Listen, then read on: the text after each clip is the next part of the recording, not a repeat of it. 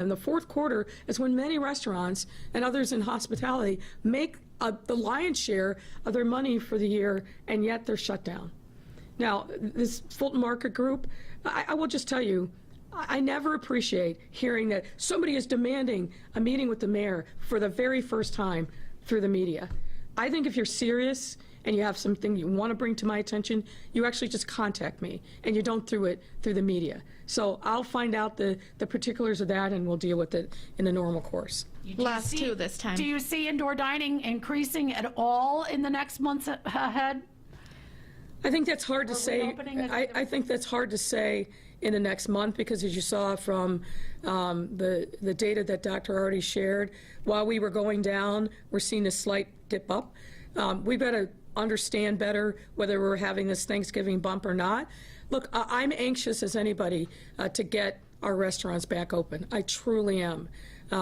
As somebody who actually likes to enjoy and go out and eat, the fact that restaurant after restaurant after restaurant is shuttered, and some are never coming back, this is a hardship on our city. It is wreaking havoc on our economy. But we've got to do it, and I think people of goodwill understand that. We've got to do it when the science tells us it's safe. From John Byrne at the Tribune, why is it okay to let the Cubs defer a $250,000 payment for infrastructure work around Wrigley Field at the same time you're raising property taxes on Chicago homeowners to balance the budget? Because the Cubs are a business like any other business, and they've suffered great hardship this year as well. What they've asked for, and what we're advocating the City Council agree to, is a deferment till next year, when hopefully our economy opens up and they're going to be in a position to pay what is owed. It's not a, it's not a waiver. It's a deferment. Last question, Marianne. From Shia Capos, Mitch McConnell asked Democrats to drop the request for federal aid for cities and states in order to move ahead with the stimulus proposal. Can you talk about what the implications are for Chicago? Well, I hope what Democrats in Congress will say is over my dead body.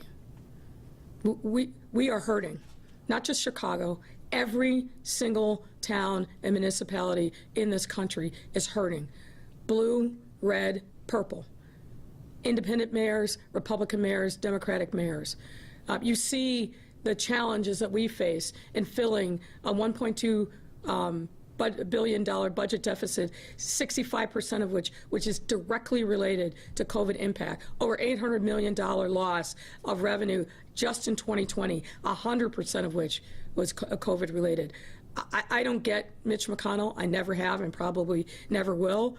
But it would be an absolute travesty if something happened in Congress and there was not any kind of accommodation for state and local governments who are suffering, not because of pension issues, not because of longstanding structural issues, but directly related to COVID-19.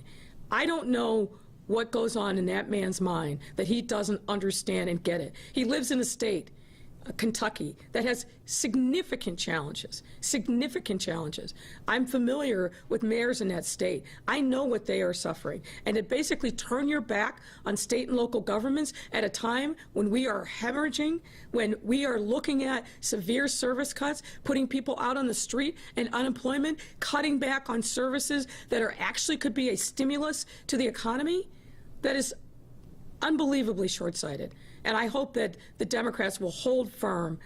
I know that there's a lot of posturing that goes on in Washington, D.C., but dear God, stop the nonsense. Get something done. We are hurting here in the heartland and all across our country, and we need the federal government to step up and do their job. Thank you, Mayor. Thank you, Marianne. Thank you. Thank you, everyone.